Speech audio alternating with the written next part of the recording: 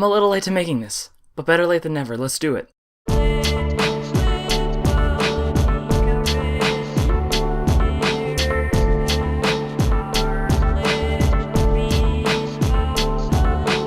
Hello, Internet. This is Olin from What I'm Listening To. So, I know I haven't been making a lot of videos lately. It's been a hectic month, and it's, at this point, January 31st. It's the end of the first month of the new year, and I haven't made a single damn video, but here I am, sitting down finally to do a two-part video commemorating albums that came out in 2018. It seems like everybody I follow on social media who does music-related stuff has already made their best of 2018 lists, except for me. 2018 was a phenomenal year for music, both with new music and reissues. And so I want to make two videos that will profile both aspects, the new stuff and the reissues. The next video I make after this one will be my top 10 albums of 2018. Today I have my personal picks for the best reissues of 2018 right here. There were so many great things that came out that I was absolutely stoked that were put onto CD that I could finally get in my collection. So without further ado, let's get started. And to start things off, the first album I have for you today, this is Sufjan Stevens' The Greatest Gift. But the greatest gift of all, and the law above all laws, is to love your friends and lovers.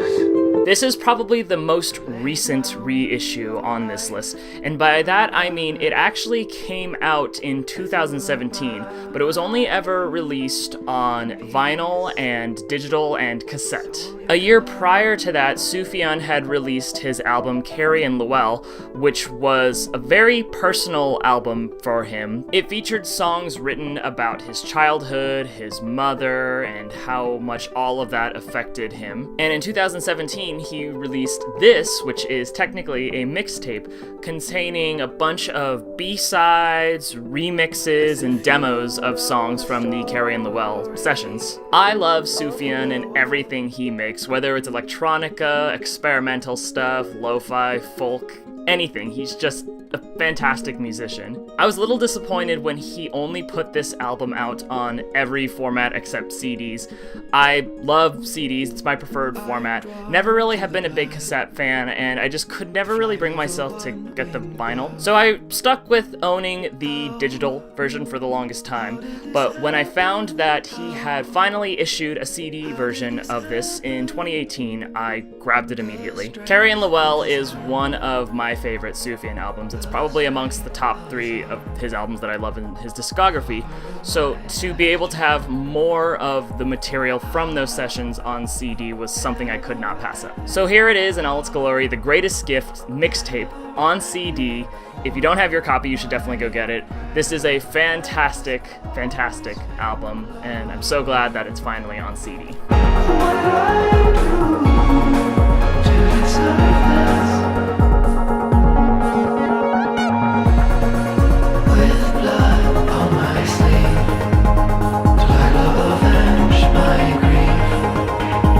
Alright, the next things I have for you today actually come in pairs.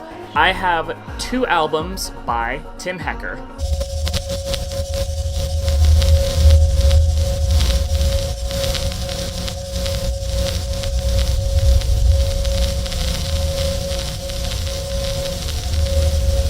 Tim is probably now one of the more renowned experimental musicians out there. He's been getting a lot of attention with everything he puts out, which is really cool because a lot of people who do music similar to him don't usually get any attention whatsoever. But everything Tim manages to make is beautiful and incredible. These 2 particular albums are actually the very first records he ever put out. They have been out of print for years and years and years, and if you found a copy of it whether it was on CD or vinyl, they were usually worth quite a bit of money. So in 2018, he finally re-released these two albums for the first time in years on CD and vinyl. As far as how they sound, they are much more primitive and glitchy sounding compared to his more drony ambient stuff that he does later on in his career. But they're still atmospheric as all hell, still beautiful and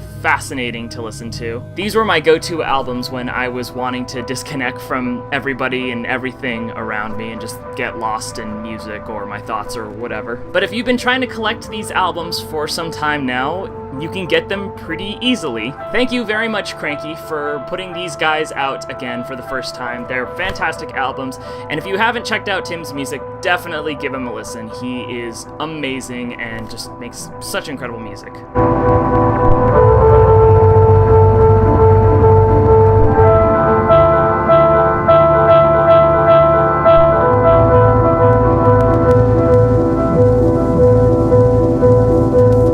Next album I have for you today, this is, once again, Swan's Soundtracks for the Blind. I talked about this album in my unboxing video. I had just received it when I recorded that video, so I won't go into too much detail here. But what I will say about this album is this is probably the most experimental Swans had ever really gotten in their music. Which is saying a lot because their discography is already fraught with challenging albums. But with this album, it's not so much as aggressive and brutal as their older stuff, and more rather focused on being atmospheric, creepy, and just eclectic.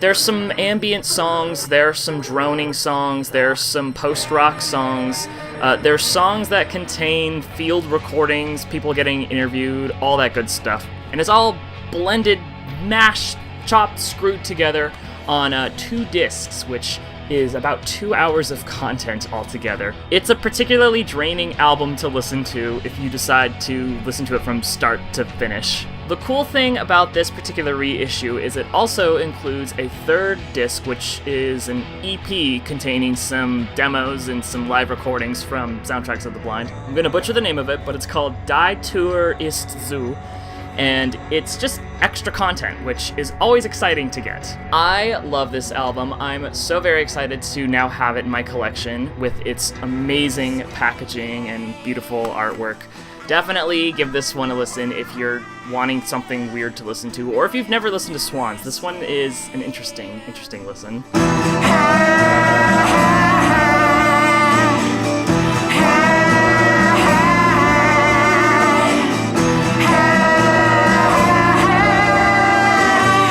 The next album I have here, I have the reissue of the Beatles' White Album. This album is my favorite Beatles album ever, which is saying a lot because every album they put out is great. But this particular album is special to me for a bunch of different reasons. One, it was one of the albums that I used to listen to a lot when I was a kid because my parents had it and they played it all the time. 2, for the song Birthday, which in my parents' household, it's a tradition to play the song when it's your birthday, and I heard it every single year. And 3, because this album contains the very first experimental song I'd ever heard. And if you're familiar with the album, you know which one it is. Number 9. I have a lot to say about this album, so let's just start with the reissue itself. There's several versions of this album that came out, but the one I have here is just the standard 3-disc version. It comes with the 2 discs that have just the regular album on it, and then it also has a 3rd disc, which comes with a series of acoustic demo recordings that were all recorded in George Harrison's apartment, and it's very stripped down versions of all the songs that eventually will appear on the final product.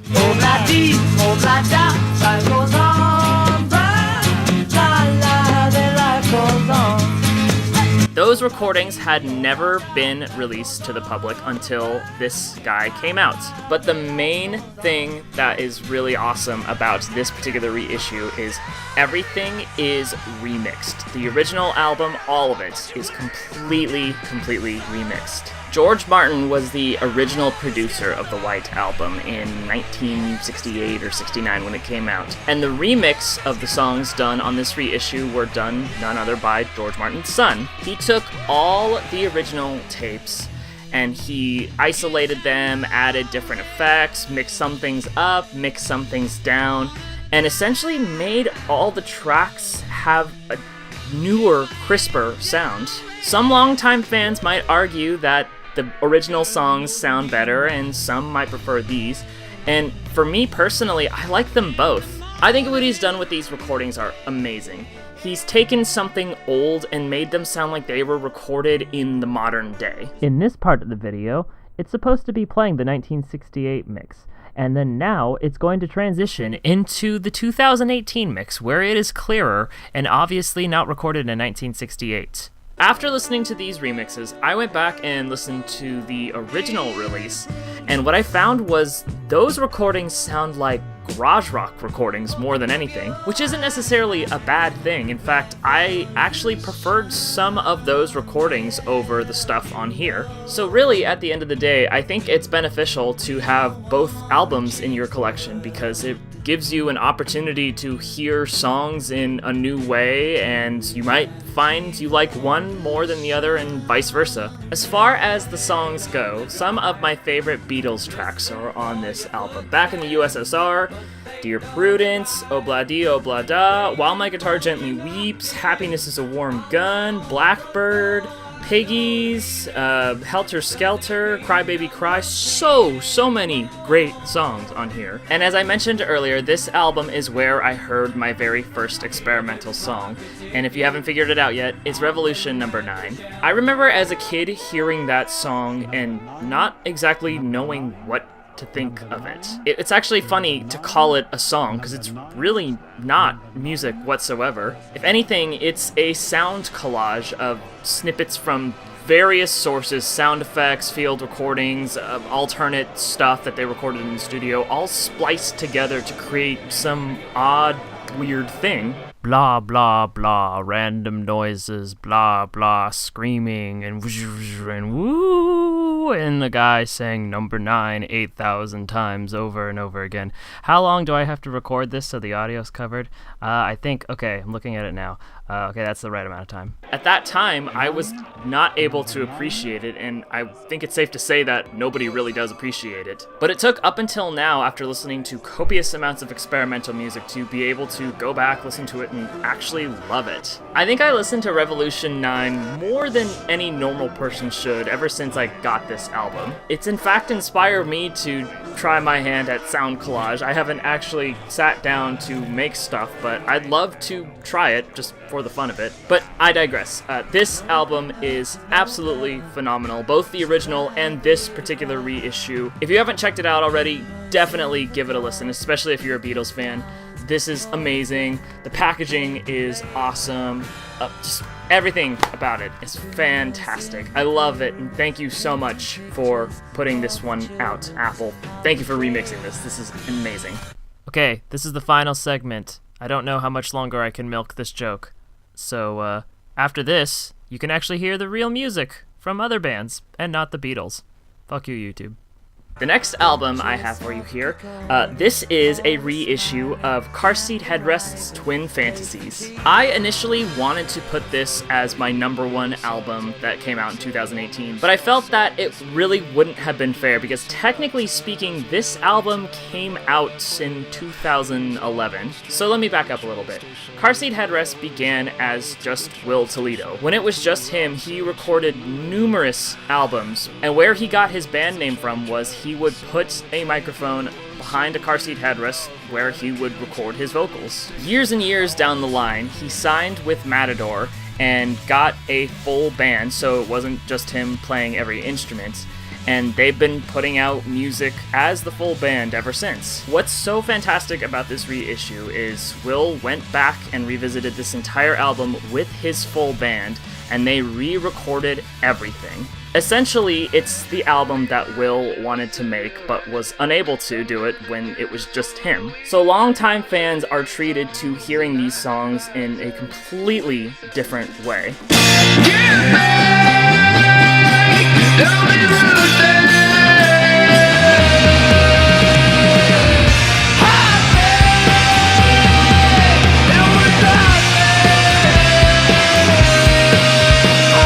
The best part about this release is it not only contains a disc with the new recordings, but it also has a disc with the original recordings, which is a first for CDs. And that's the main reason I wanted it.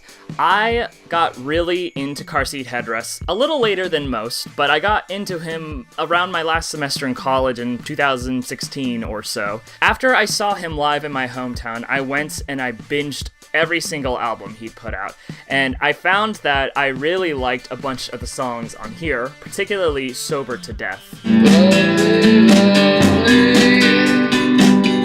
in your jeans, frenzy. Another movie that I didn't watch with you.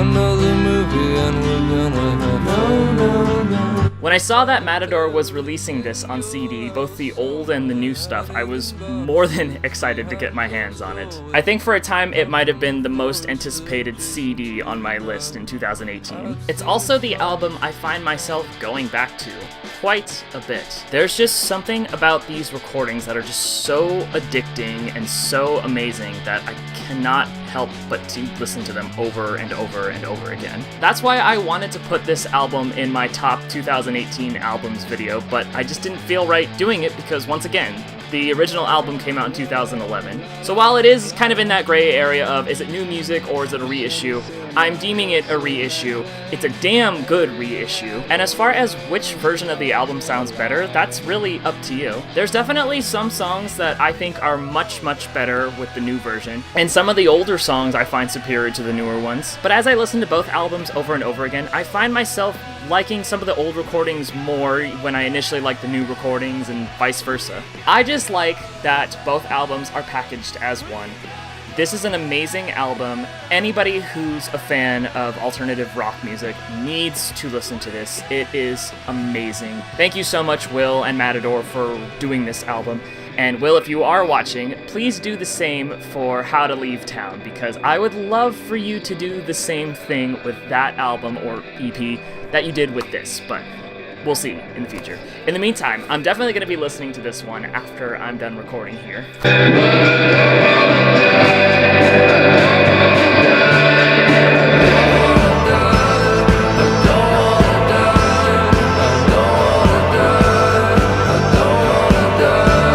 The last album I have for you today, I am the most thrilled to have in my collection.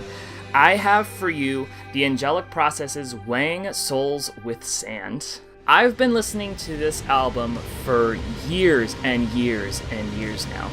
It's one of the most unique metal records I have ever listened to. To simplify its sound, most have resorted to call it doomgaze or drone metal, but it is much, much more than that. It's sludgy, it's epic, it's droney, and it's also shoegazy, and it's doomy. It's so much. It's one of the best experiences I've had listening to a metal record.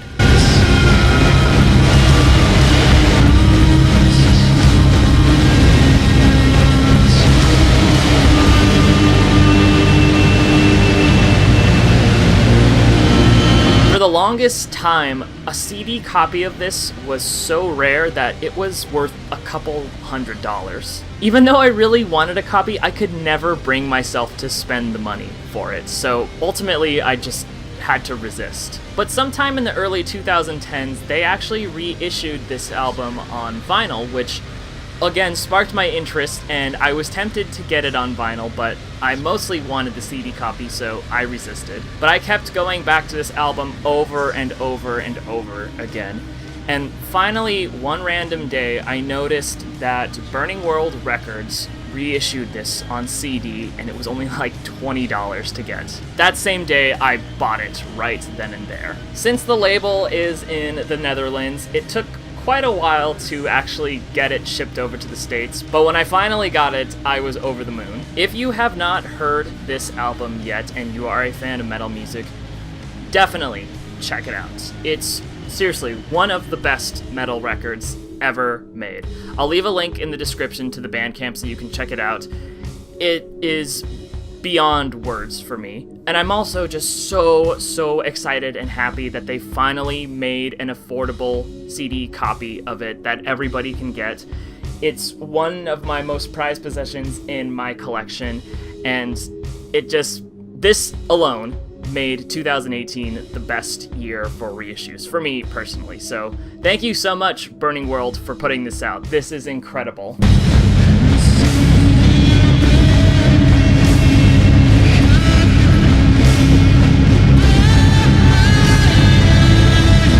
Alrighty then, Internet, that does it for me. Hey, if you have any albums you want me to check out, particularly any great reissues that you liked in 2018, leave a comment down below, and if I like it, maybe I'll include it in a future vlog. Also, if you like this video, be sure to go on and hit that subscribe button. It'll show me the support, and I'll love your face for it. And if you want more music, you can follow me on Instagram. I post a new album and book and DVD every single day on there, talk a little bit about it, and it gives you a bit of an insight of what's in my collection. So thank you once again for watching, Internet. The next video will be my official top 10 album of 2018 list. But until then, this is Olin from What I'm Listening To, signing out. Goodbye.